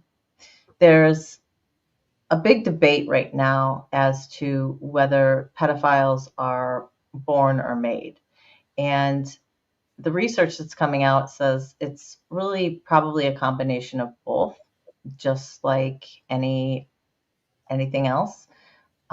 Some have been sexually assaulted, and therefore they continue as abusers. There's a cycle of abuse, and there's a lot of psychology behind that as to why they would then abuse somebody. Some of them they weren't abused, but sexuality and something to do with children kind of got messed up in their brains, something that they saw or something that they were exposed to. Then there are others who they call them minor attracted persons, MAPS, non-offending minor attracted persons. Jeez. They say, just like people were born gay, when they started realizing their sexuality, they realized that they were mainly attracted to kids. And this is a subject I haven't dealt with on my channel, but I do want to cover it. But I'll speak just briefly about it. I have to take somewhat at face value, right? I mean, whether or not that there is true or not, but I can only imagine feeling like that, knowing that it's wrong, not wanting to do anything about it, but also not having anywhere to turn, because a lot of psychologists and psychiatrists, they don't want to deal with this population. So what do? I mean, they self-destruct, basically. They turn to drugs and alcohol and all kinds of other things to do anything possible to keep themselves from offending, because they don't want to. They know that it's wrong, right? And to be at constant war with yourself at something that's such a basic piece of our nature, our sexuality, I can't imagine. I can't imagine living like that, with the horror that it must be for somebody, if that's 100%, a true, which again, a true thing. I can only take people, and there's a large population of them, or at least say that they identify as that. And so, I mean, the like us as convicts, when those guys come into the prison, we just they're not. We feel like it's there's no cure that because they always come back for reoffending. I shouldn't say always, but so you know take the convict part of me away and an analytical thinking me. Listen, it almost seems like it might be because they can't beat it in their head, not excusing it whatsoever. I'll still, I still feel the same way about it, but but yeah, that would be awful if, Yeah. like you just said, I say rehabilitation with them at this point is not possible. Not saying that it's not possible sometime during the future where we've been able mhm, to splice genes or, do something to alter their right. brain wiring or something. But the best that they can do is to give them coping mechanisms, healthy coping That's right. mechanisms to avoid offending again. Mhm. Staying away from kids and, doing all these kind of things. Yeah. I can't imagine trying to war with yourself on something like that. Yeah. I mean, the biggest one is they just don't have access to the internet. And Hmm. I mean, that's almost impossible these days to do that. So I guess they'll just have to put like tons of restrictions. Like the ones in our town, they're not allowed to have, they can only have a flip phone. They can't have a phone that has, it can't be a Access smartphone. to wired, right? And a lot of them do go back for violating that condition of their probation. Right, right. It's always in the newspaper when it happens. Well, it's just like I'm going to get to, serial killers. They've been doing the brain scans, the PET scans of serial mhm, killers, and they're finding consistently this deficiency in this part of the brain that has to do with impulse control and things like that. And it does start bringing up all of these questions of, well, if you can't control it or that's just who you are or whatever, where's your responsibility lie? And that's a whole nother mhm, ballgame. But it just reminded me kind of the same thing of but again, yeah, to me, there's a difference between you can have an attraction, but you're still then choosing to cross that line and act on it, right? right, right. So That's a to whole me, different, it's right. To me, that's yeah, it doesn't matter. It would be yeah, because horrible to live with that, but you yeah, cannot offend. yep, it's still the act of it, yeah, okay, if you're attracted to it, okay, cool. We find ourselves attracted to different people, throughout our lives. We don't act out because we like that, you know, we don't commit Hmm. I mean rape. I forgot we're not monetizing. Um, you know, because that's what Right. they're doing. They're raping kids, or Hmm. they're raping, yeah. Yeah. So good. Yeah, I was like almost sympathetic for a second. Yeah, but and feeling shitty about being sympathetic. But To I the do have degree that sympathy. you are warring on something that's such a fundamental piece of you, to Hmm. that, I could be sympathetic, just going, Yeah, God, that's got to be horrible just to live like that. But yeah. it's also the same way as, say, think about how gays were treated 20 years ago and go, that's got to be horrible Yeah. to feel one way and yet know that if you want to express it, you're going to be vilified for it. Hmm. You know, to me, I Yeah. look at it the same way. I'm going to get to a few of these questions. Yeah. It looks like more comments and questions. Here's a comment. My other's keeper says, my daughter was telling me about shows on KidTube that start out really good for the first 15 minutes, then grooming or really terrible content for the next bit, then innocent for the last bit.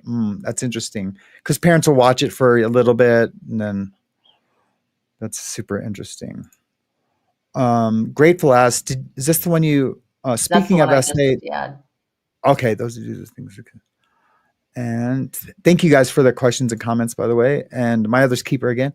A comment. I've been essayed multiple times and have never brought charges up because the first time it happened, I was 4 and I was laughed at when I screamed for help.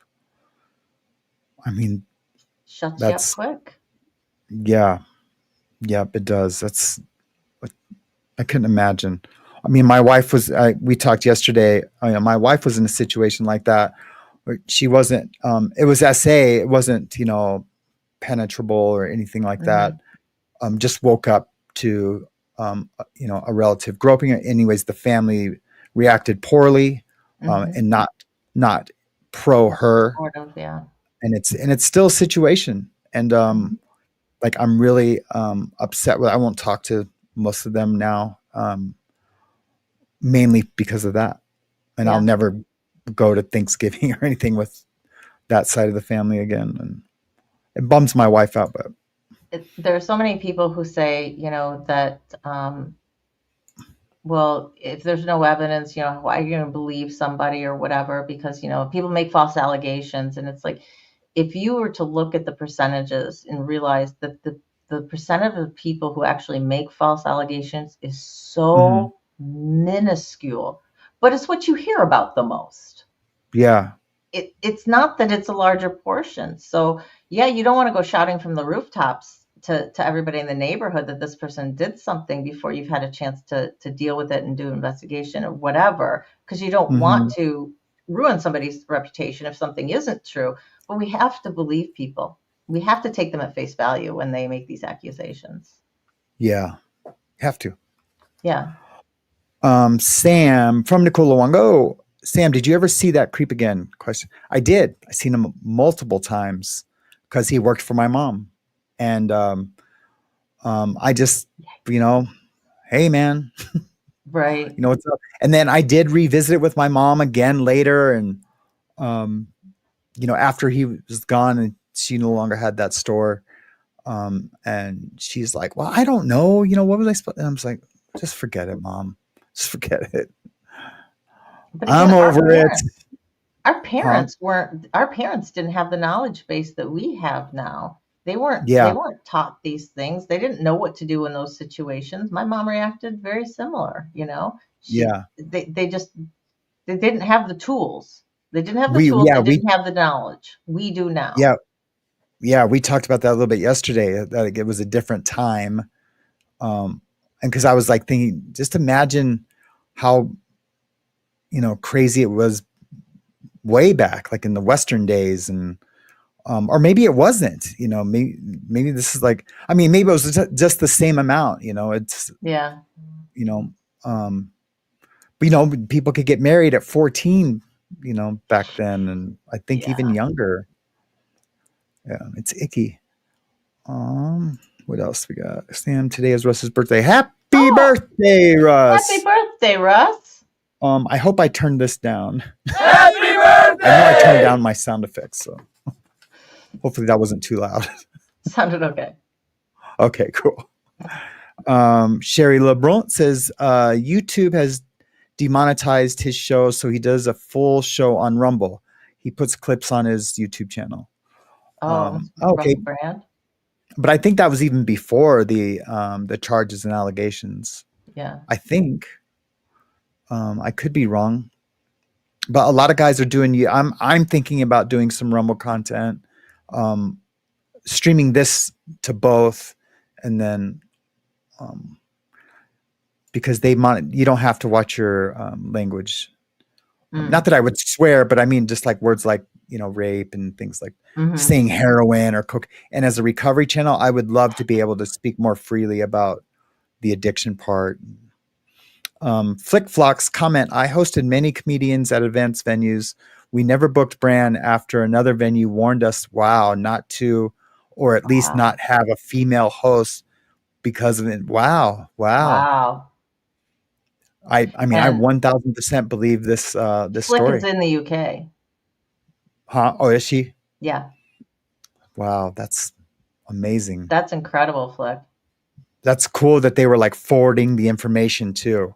Like being, you know what I mean? Yeah, being proactive in regards to kind of Yeah. getting the word around.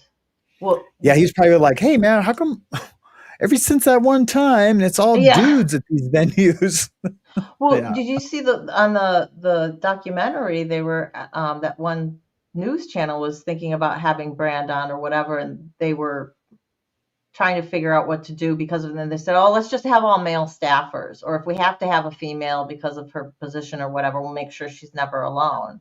And thankfully the uppers said no. If I that's didn't get that far. if this is what we have to do in order to have him come host something, Yeah, let's choose somebody else. I mean, yeah, it's a what are we no-brainer doing here? Yeah, it's a no-brainer. Yeah. Yeah. If you gotta like change everything to have a criminal, basically, allegedly, come on your show, man. Yeah. There's somebody else that you could work with. Yeah. I am like, this is like twice this year my heart's been broken from someone I've liked. Aw. Yeah. Comment, check out the behavior panel about him. I did, and I have a ton of notes that I wrote about that. And what yeah, I'm gonna have to watch that because I have not seen it. I didn't know that. Yeah, it's really good. It's really good. If we had more time, I would do this. I mean, I have the time. I don't want to assume you do, Matt. They're recording my meeting, so it's whatever. Okay. Let me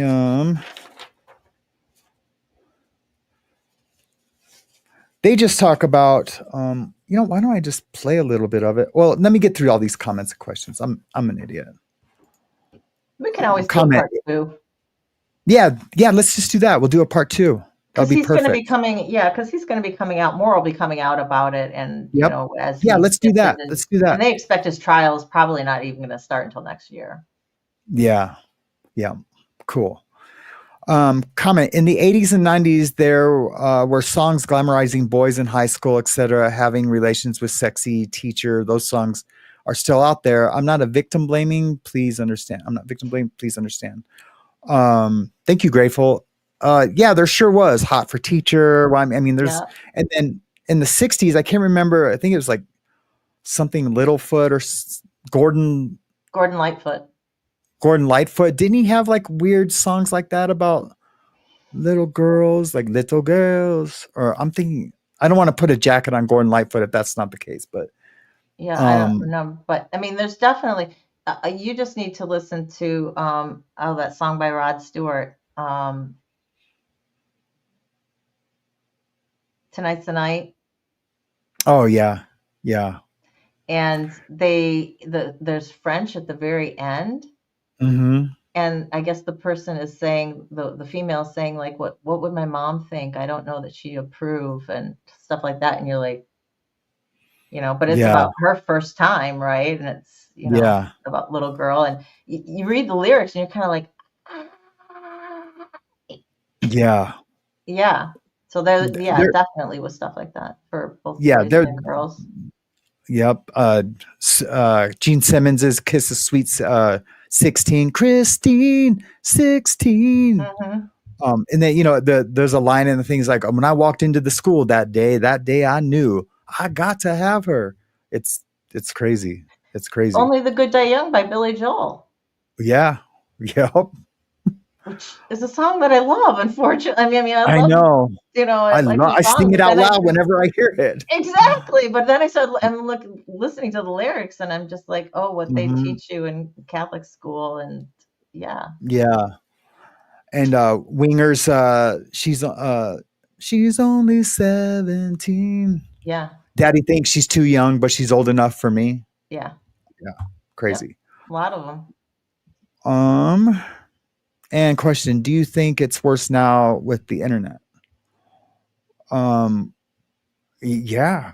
I mean, I think Tan Louie might have been asking a question specifically to something we were talking about, not the general thing. I wish I knew. I don't think he's asking just in general, but I think it's easier for predators to access people now. I mean, it's opened up your whole world, literally. Where you would have to meet people in person before, and now with online communication, it's a lot easier for predators to get access to victims. Unfortunately. Yeah. Did you see anything new? Don't forget to plug our show Tuesday, where we discuss spirituality. Yeah, James Collins and I are doing a show on Tuesday where we're discussing spirituality and religion. Oh, Yeah, it should be pretty good, and there'll probably be like 4 people there. Religion? No.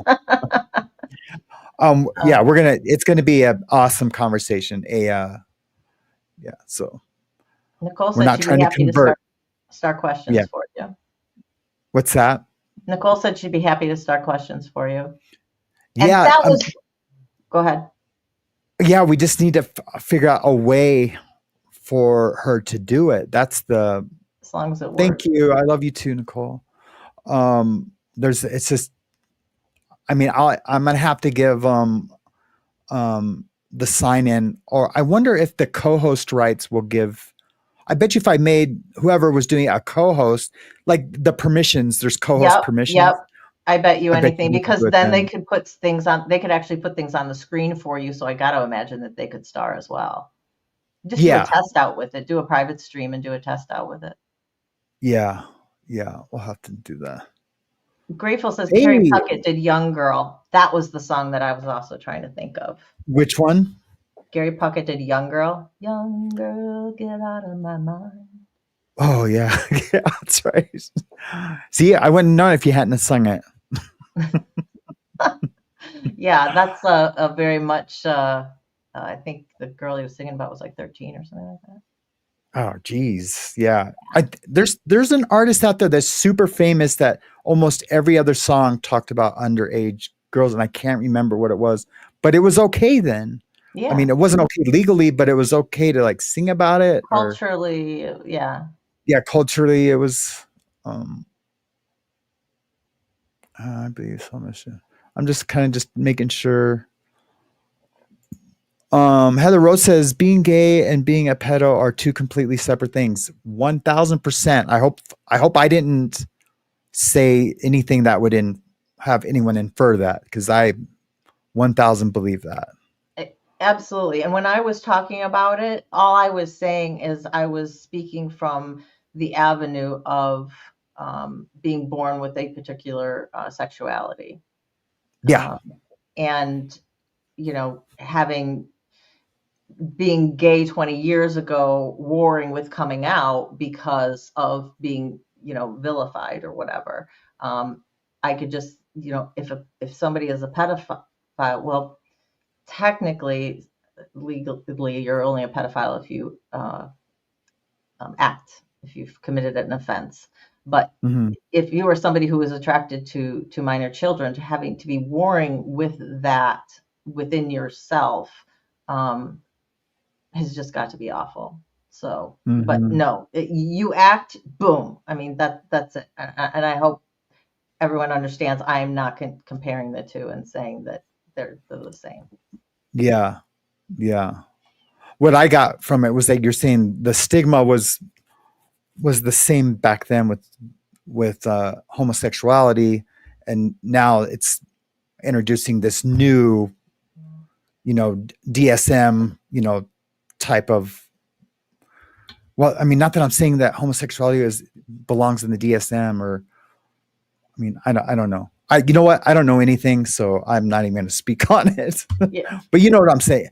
Just being born with a sexuality that society says is not okay. That's what I was trying to say. Thank you. Mackin for the save. Gretzky steals, he shoots, he scores.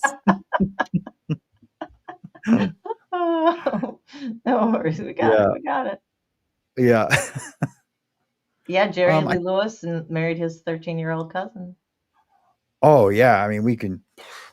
I mean go Elvis on forever with music, and you mentioned Yeah. Elvis and Priscilla was 14. Yeah. Yeah. I think that's about. Yep. Cool. Boho did have a question. He says, "What about the cultural trend of females calling their male partner daddy?"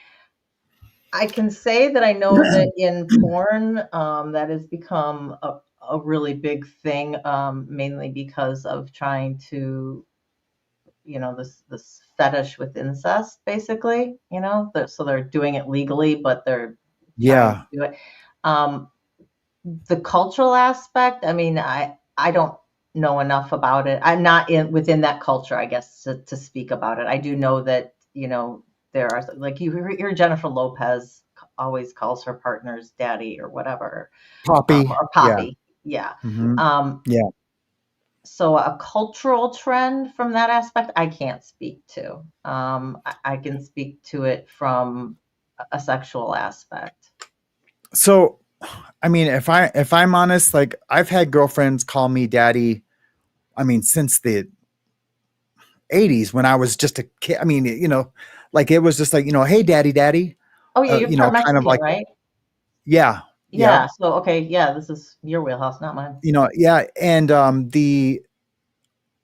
like even, but even like before that, like in the '50s, they'd always say, hey, what's up, daddy-o? Or Mm, I don't know if that's the same because that was guys saying that to guys, but the I mean, just the I used to have this is so funny. This bouncer at this club. It was called it was on top of Coconut Teasers, which is in Hollywood. But it was on Sunset Boulevard. I can't remember the name of the club. But anyways, whenever I would get in there, he would like let me through in front of everyone, and he'd always like play me up like I was someone like important. He'd like, hey, what's up, daddy, daddy, come on in. And he'd always say that, and like my dates would always be like, ooh, what's up, daddy, daddy? It's like, don't listen to that guy. He's just making me seem important. But but have you had partners call you daddy, and is it meant as a sexual thing, or nope. is it's Mariana just Mariana calls me daddy all the time. Like, not okay, like it's not like daily, but like if like say if I give her money to do something, she's like, "Oh, thanks, daddy." You know, right, super playful, super, right? she's almost 30, it's like we're, you know, um So culturally, yeah. it's not said or meant to be taken in any particular way other than just a term of endearment or something like Yep, that. a term of endearment. Absolutely. Okay. But now with the new porn fetish thing Yeah. that they are providing content for, and they're now it's being just that term is being exploited also. So it might ruin it. I mean, it would be the first time that one Something cultural innocent pop was turned thing into, has right. turned something into like taboo. um I mean, literally taboo. Right. Yeah. So thank you so much for coming on today, Mac. Man, Absolutely. I've enjoyed it a lot. yeah, you've uh made me seem intellectual when I'm a pseudo intellectual. Your It was a smarts cloud are just much grab. Yeah. different than my smarts, right? Yeah. Yeah. You believe me, I am street dumb. I am Yeah. totally white bread middle America, right? So Yeah, my PO used to always like, you think you're the smartest guy in the room. I was like, no, I don't. Never, ever. Just because my federal judge, she would always like, she would like bypass the lawyers and just talk to me freely. And my lawyer used to always like, she doesn't do that with anyone. So she must really think you're smart. I was like, no, I have her bamboozled, into thinking that I'm smart. you're a good But communicator. yeah, something like that. Well, all the trolls I'm gonna be all over Reddit tomorrow, but like, yeah, he's this, he's just another Tommy. He's just, a con man. Yeah. This is why I I can't get am it on done. YouTube and I am only on YouTube. I'm on LinkedIn to like the bare minimum that I have to be Mhm. for some things, but that's Yeah. it. I did go nowhere else Yeah. I ever. I am going to make like an announcement tomorrow on the show, and I mean, this is like a pre-announcement that like all of the like I'm not even going to talk about like because I'll joke around about, oh, my first sad fish, and you know what, I'm shutting all that down for myself as a con, because it has me so like afraid to Hmm. talk, to tell certain stories, I'm on here as a creator to talk about my community and my family and, the world. I'm not going to exploit my daughter. Right. But I'm not going to be inhibited no more. I'm just gonna, I respect, what the FTG guys are doing. I support the cause, with my shirt. It's but I'm not going to worry about it anymore at all, because it's really affecting my growth as a channel. Right. Um, and because I'm Just do you second and believe guessing. what you believe in. Yeah. Exactly. And I have done that, like, but there's more to me and to my story and to Mm-hmm. everything that, Mm-hmm. or just even just to how I communicate with the community. Mm-hmm. That's been the biggest part. Look, these things are in place because you don't do it, or because, um, or even if you have things turned on, doesn't mean that I can't do it. You know, Mm-hmm. um, and he said that, like, I'm just speaking about like Knife Hoarder in particular. I'm not even talking about him in general, but like Knife Hoarder has said, like, man, I'm not saying people are bad for having super chats turned on or anything, but if you manipulate it, and even Susie, but if you're manipulating Yep. using the That super is chat, then that's a that's different the story. thing. That's Yeah, exactly it. If you are open yeah, and honest as to just hmm if you want to donate, donate, or like on my case, on my channel, I'm doing this book. I've been hmm asked to do a book by a woman changing the world as to author a chapter, and since the proceeds go um, to the nonprofit, as I was talking to hmm you, we as authors, we chip in for the publication fees and stuff. So I'm like, hmm hey, this is what I'm looking for. That's where it's going for. And yeah, I feel there's yeah, nothing wrong with asking your community to support you in regards to that. Or, yeah, anything that they want to give you is just yeah. Well, golden. cool. Look I at have a that. book coming out. No, I'm just kidding. I do. November I mean, 7th. 30,000 for my book. I was in talks with Forbes. It was Forbes. I can't remember the second part. But I was in discussions with them. This is before I became a YouTube guy, about them buying my story, and I was going to go on some speaking circuit. But I just don't do well in promoting, especially like my story. And we were talking, and everything was like lined up, and then crickets. Never heard back. It was probably my turn to reach back out. And they weren't offering enough money for me to, because they give you an advance, Hmm. and they say, this is for, we'll give you 3 months to write it, and here's an advance to, like, kind of quit your job for three Right. months. Right. And at that time I was making like 3 grand a week tattooing, and I was like, I can't do that. I Right. just can't. And so maybe that's what happened and why they never, came back. Yeah, about that. Um, But look at you got 3 super chats, and as we were talking about this. yeah, it's because they heard my sad fishing. No, you're anti-sad fishing. Yeah. No, it's cool. I'm not going to feel guilty about these things anymore. So, Um, um, somebody asked, "What is sad fishing?" My understanding is just sounding pathetic and yeah, just like just sounding pathetic and be like, "Oh my gosh, it's so cold in here. I can't afford yeah, anything," and just being a sad person so that hmm people feel sorry for you and send you money. That's yeah, my understanding. I don't know if I'm 100% yeah. right. Yep. I think that's it. That's Okay. it. Um, yeah. So, well, thank you again. Absolutely. Thank you for having me. Yeah, let's do a part two. Let's wait for Perfect. maybe Yeah.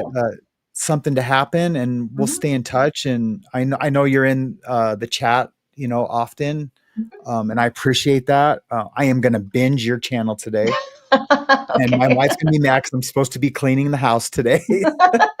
You can also listen. There's not a whole lot of visual with my stuff, so Cool. Yeah, I'll do that. It's and I've done that with other creators. I've, like, while I'm doing stuff, just listen, and I love it. I love YouTube. They are saying live content is the thing of the future. Um, really, I yep, just that, feel more like, all comfortable that way. the long form is like, um they were just saying that about, long form's the future, and then it was, no more shorts. Now they're saying, live is the future. And this is YouTube that's saying it, and others, and the winners will be the people that are authentic and honest and don't hide anything, even if they've been a criminal or if they've been whatever, as long as they've been honest about it.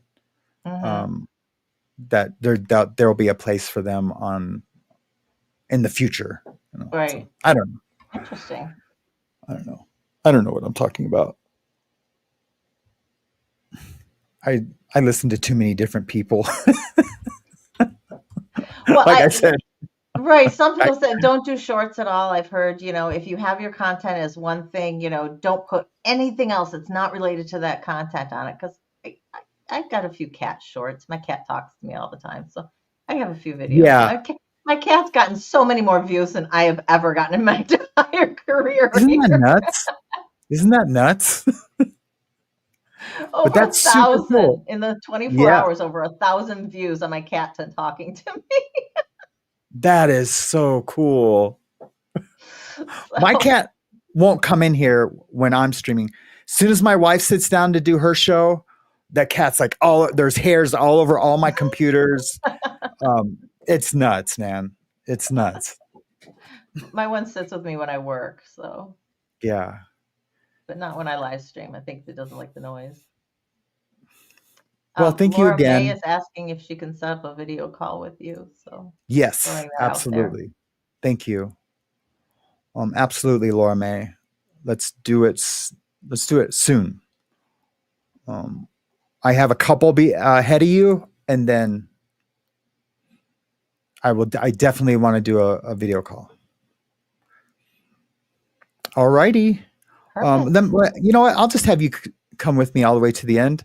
Thank you, Grateful1111, for the super chat. Lots of good information sharing today. Thanks so much. Wishing you all a great weekend.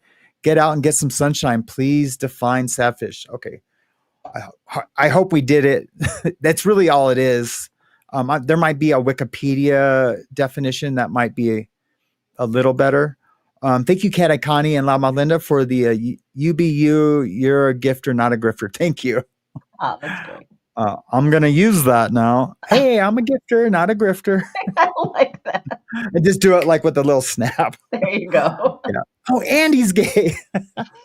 I was a drag queen. I was a drag queen in a previous life. So.